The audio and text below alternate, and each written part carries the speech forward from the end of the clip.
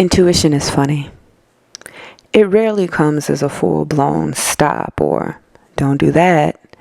Most of us don't get that, that's so Raven future seeing clarity.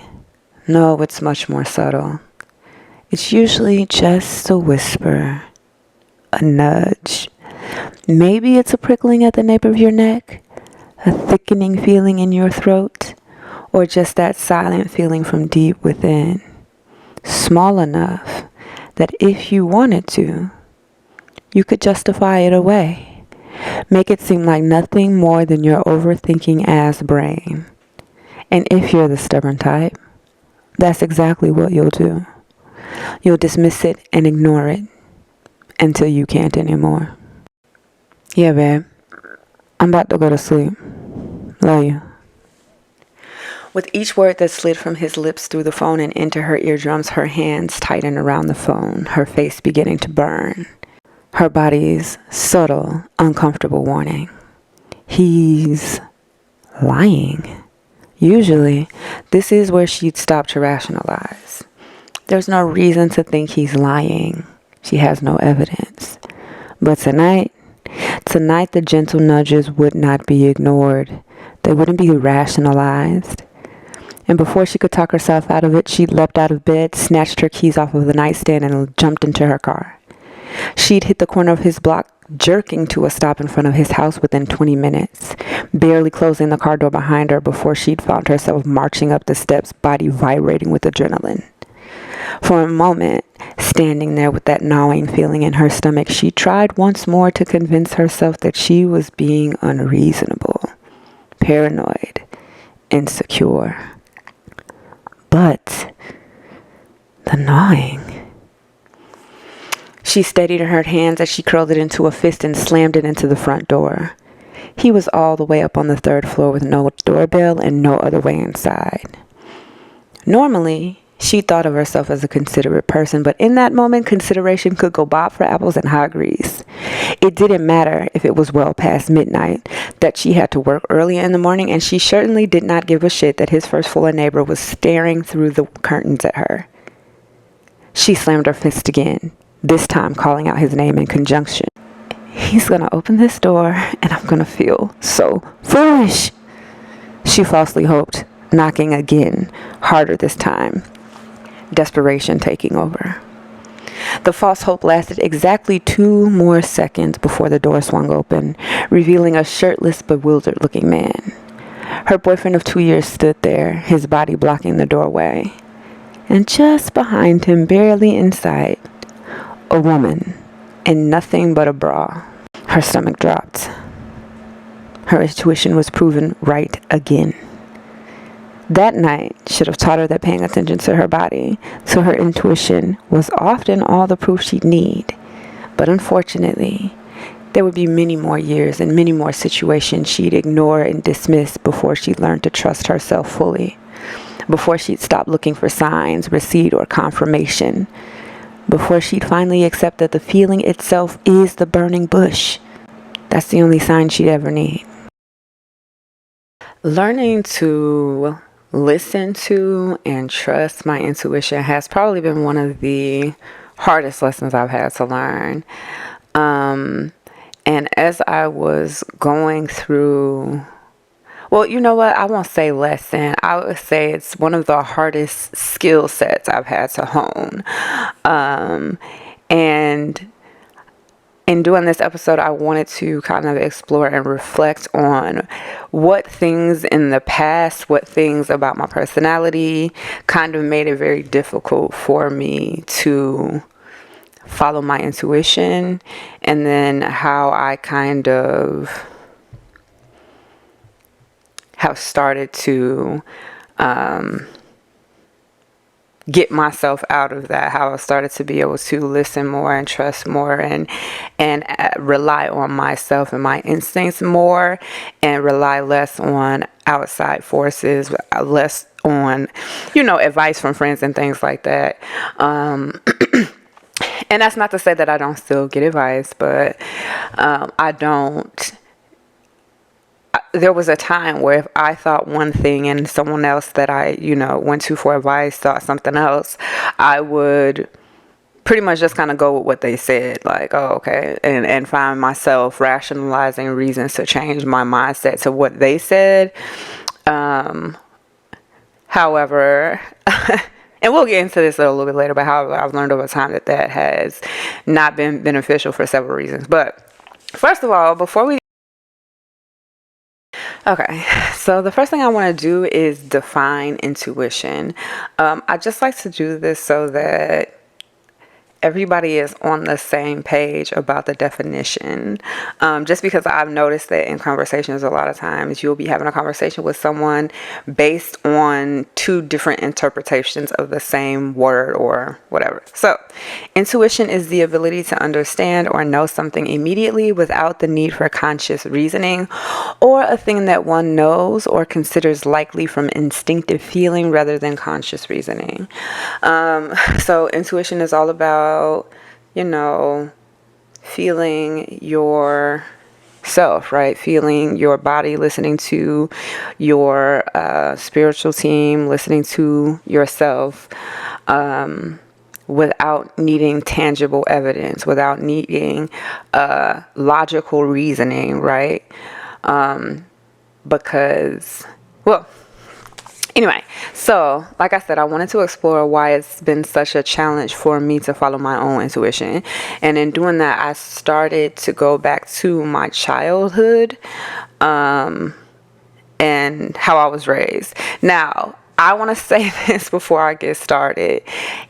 In any of these conversations where I'm talking about how I was raised, or I'm talking about things that my parents have done, I am in no way blaming my parents or trying to scapegoat my parents.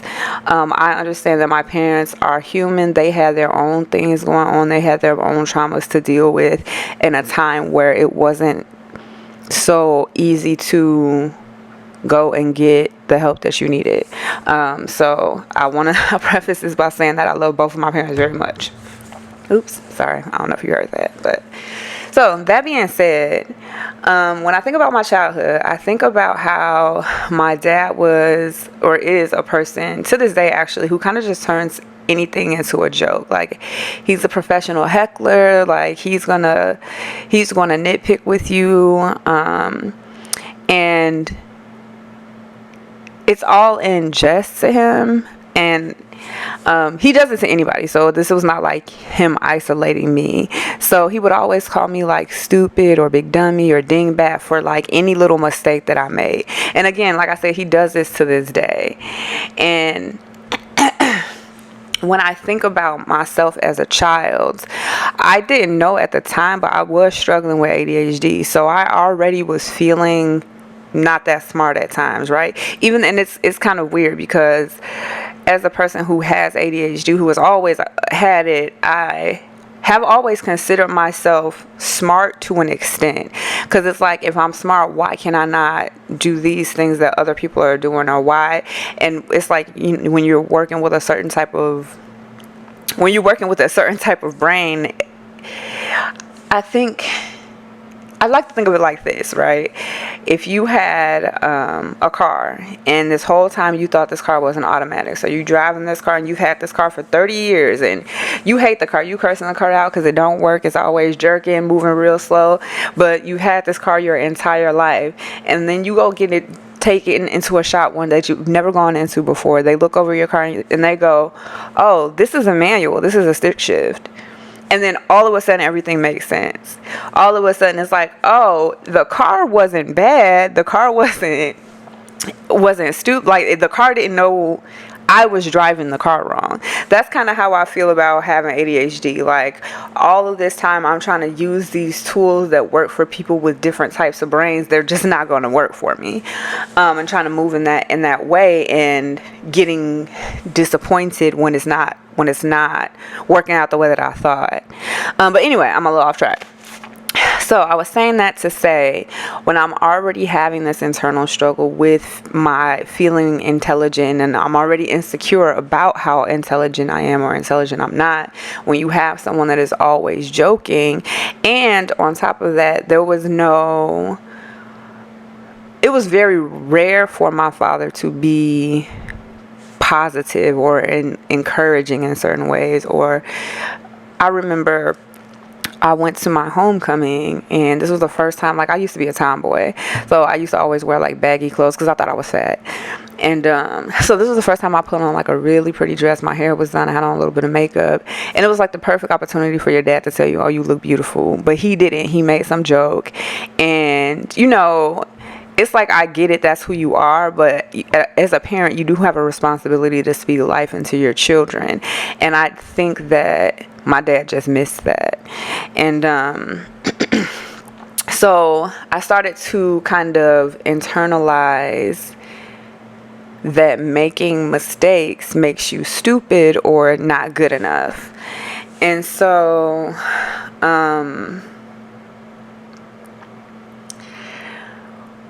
when you think that you're not good enough, how can I trust anything about myself if I think that I'm not smart and I'm not good enough? And so that was like one of the things that I thought back to, just that feeling of not being smart. And again, there was always this duality, because it's like, I know that you're not stupid, but then why is it? And then you've got this person that is anybody else in the world, and I used to be like a daddy's girl, so it's like anybody else in the world can make jokes about you and you not internalize it. But your parents, these are the people those are the voices that you hear in your head. So you have to be careful, because you don't know how your children will take things. You don't know how they'll internalize. So if you're gonna be a jokester, then you have to make sure you also are diligent about letting them know that you're proud of them, that they're smart, and this, that, and the other thing. But my dad just wasn't like that. And moving into like the second thing that I really thought about, again, this one's going to be about my dad, unfortunately. But sometimes he was very emotionally unpredictable. So you never knew, like, and again, I'm not saying that it was like a terror growing up in my house. I'm not saying that. But when you have a parent that everything will be fine one minute and you're laughing, and the very next minute he's yelling about something that's like, okay, I didn't even realize that you don't need to be yelling about this. This is how he kind of was. So when you're a child that kind of grows up like that, and again, I already had ADHD, now I'm hypervigilant. So now I'm looking outside of myself for the right answer, for validation, for encouragement, because I'm watching your every movement. I'm watching the tone. I'm listening to the tone of your voice. I'm watching the way your eyebrows are furrowed. I'm watching how tight your lips are. You know what I'm saying? I'm listening to the words that you're using. So now it's like my body is tense, right? Like I'm holding on to see what mood you're going to be in, or if I say this thing, is it going to make you explode or make you upset? And again, I'm not saying that there was, I'm not saying he was terrorizing us or physically abusing us on a regular basis. I'm not saying that. I'm just saying the emotional instability made me rely on his feelings and his his mood rather than my own mood. So now I'm just keeping that tension in my body until I know how you feel. Now it's like, okay, he's in a good mood, or okay, he's not in a good mood, so let me keep the tension in and walk on eggshells and kind of figure out what's going on. So that's another reason why I just felt like I feel like it's been difficult for me to just stand in my own. Like I said, those things kind of, and then you can see like over time, like this is not over, a couple of months. This is over my entire lifespan. So now when it's time to be it off on my own as an adult, now I have to rely solely on myself, and I don't know how to do that. And I don't know that that's what I don't know how to do. I'm just because you don't know what's normal and what's not normal until you start having certain types of conversations with certain people. And I feel like we're just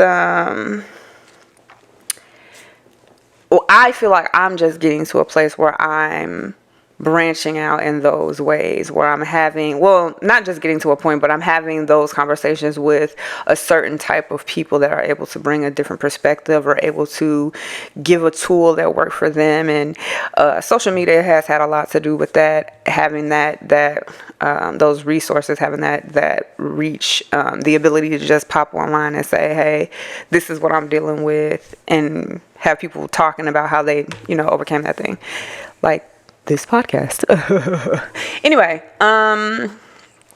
so the other thing that I think is one of the most prevalent reasons why it's been kind of difficult for me to trust my intuition is that it also means that you have to accept that what you want to be true may not be. So it's really like a blatant, like, I'm just going to ignore this. Like, well, not, I won't say, sorry, I don't know if that was loud. I won't say ignore this, but it's more so like you'll find reasons to justify. Man, rationalizing and justifying is... it can be a very, very dangerous thing, and we think that it's always like so logical, and it is to a degree, but you can rationalize and justify just about anything. And if you can do that, it means you're probably gonna have a hard time accepting what it is, what things actually are. And that's kind of where I was. Like, if I'm going to rationalize this thing instead of accepting that this person has not been honest with me, accepting that this person is not my friend, accepting that this thing is my fault, I'm going to rationalize around it so that I can, well, I'm just being paranoid, or that's being paranoid, or that's my insecurities. Anything for the thing that I know to be true, not to be true. And I remember I got to a point where I would be like, oh, I know what's going to happen, but I'm going to just let it play out. I'm going to just let it. And for some reason, I really thought that was a flex. Like, and I'm just like, you don't have an internal innate alarm system for you to just be letting shit play out. Like, girl, have you lost your damn mind? No, the whole point of this intuition thing, the whole point of God tapping you on your shoulder, the whole point of your ancestors being like, yo, don't do that, is for you to heed the warning, not for you to be like, well, let me just see for myself type like, no. What do you need to see for yourself for? I don't know, y'all. I just thought that was a real and true and honest flex, and I don't know, I had lost my mind. But we back now. We back. I'm not sure if you're hearing this clicking. If you are, I'm very sorry.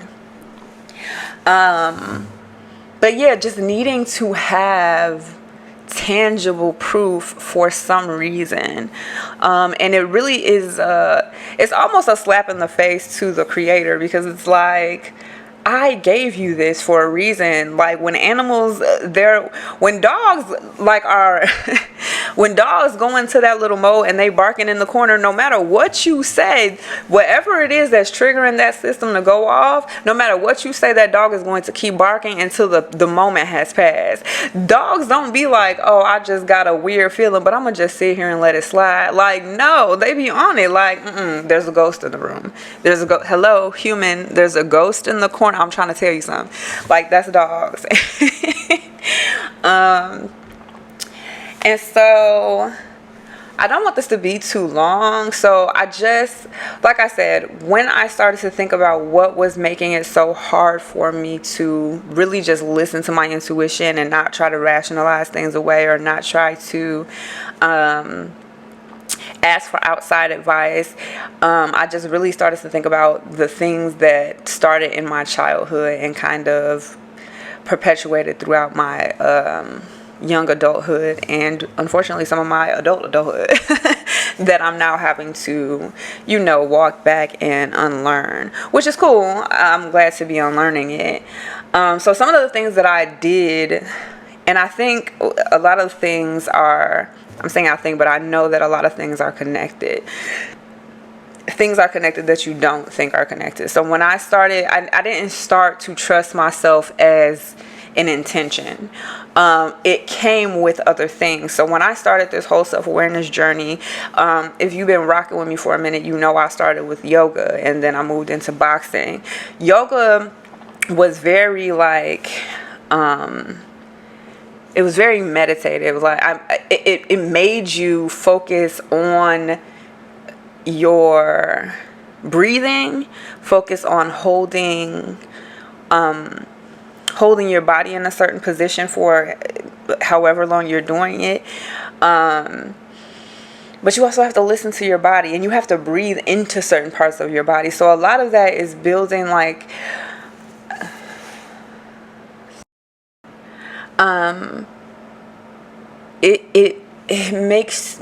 it made me, I started to have to pay attention, right, to my body. It increased my self-awareness. I'm paying attention to where I'm holding tension, where I'm, you're having to breathe and having to hold a certain position for a certain amount of time. So it's like these things are teaching me to focus on what my body is telling me, right? And then I moved into the boxing, and boxing is teaching confidence, right? So when I first started boxing, I'll share some of the, I'm sure, again, if you've been rocking with me for some time, you've seen those old boxing videos where I was slow. I was very heavy on my feet. I wasn't confident. Anytime I thought something was coming, I'm jumping out of the way. But as we progressed in the classes, and I need to get back to boxing, I so miss it. And I miss my boxing family so much. I love y'all. Please, we got to get together. Anyway, okay. Total sidebar, but boxing really helps me with my confidence. So those two things in conjunction with, and adding meditation, separately onto that kind of combo platter, where it's like now you're not necessarily listening for the silence. Well, that is how I started off meditating, trying to listen for, like, trying to silence my thoughts, and then I got into just following those thoughts and following the feelings that they brought in and processing that, and all of that just helped me to kind of understand myself more and trust myself more. The other thing that I did was I started to think about times where, because again, I was one of those people that if we're in a group and you're saying you want to do this, but I'm saying I think my idea is better, I'm gonna go with your idea, and then at the end of it, we're gonna be like, somebody's gonna be like, oh, this was the idea y'all should have gone with, or this is the thing, or this was right, or this. And it's happened so many times where I've trusted other people and not myself, and it's gotten me, it's gotten me in trouble sometimes. They were often wrong, and it's because people don't know themselves and don't know what they're talking about a lot of the times. And when you're young, you don't know that. You don't realize that a lot of adults just out here down bad, like don't even know who they are. They think, oh, I'm just this way, and haven't really taken the time to explore, well, why are you that way? That's not a normal way to react. That's not an okay way to react to things. As an adult, are you crazy? But again, these are the people that I'm putting my trust in. You don't even know yourself. How are you going to know what's wrong, right and wrong in this situation? So because that, and so I have two little short stories.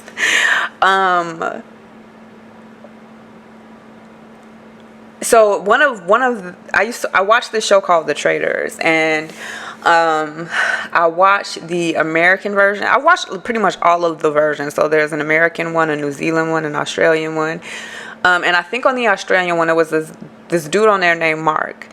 And so what happens, the whole point of the show is that there are probably like 20 to 24 people. A couple of those people, usually it's 2, 3 in the beginning, are traitors, and everybody else is the faithful. The premise of the game is for the faithfuls to get the traitors out, but they obviously don't know who they are. So the traitors have to do these little missions that could be suspicious if people are paying attention, and et cetera, et cetera. So everybody, all of the faithfuls are always on edge, and they're watching for all of these little tells, and everybody there thinks that they're these great detectives. But what ends up happening more often than not is that people will kind of click up, or they'll hop onto one person's idea that just doesn't have that it doesn't have strong legs, but they'll run with it because this idea is because the person that they're talking about is different from everybody else in the house, or is a little bit weird. So they'll be going off all of this stuff that just does not make sense a lot of the time. So they'll be voting out other faithfuls instead of getting out the traitors. Now, if the traitors get to the end, if any of the traitors get to the end, the traitors take that money. But if the faithfuls get all of the traitors out, however many faithfuls are left by the end, they get to split the money. So again, they be sending home the faithfuls on accident trying to get traitors out. But anyway, so there was this guy on there named Mark, and they had sent maybe two, three faithfuls home because they kept jumping on these ridiculous theories that, again, did not have strong legs outside of this person is different. Or these people would just meet each other and would be like, oh, I 100% trust this person is not the traitor. You don't know this lady, and she trying to win $1 million. Are you crazy? But anywho, so because of that, the people that would be the traitors would fly under the radar if they were well liked. So Mark, after they had sent like 2-3 faithfuls home back to back, Mark was like, I'm going to stop listening to the noise and start listening to my intuition. I think that the traitor is this person, and I think that the traitor is this person. I think he named like 4 people. He had either all 3 of the traitors right, or he had 2 of the 3 of them right.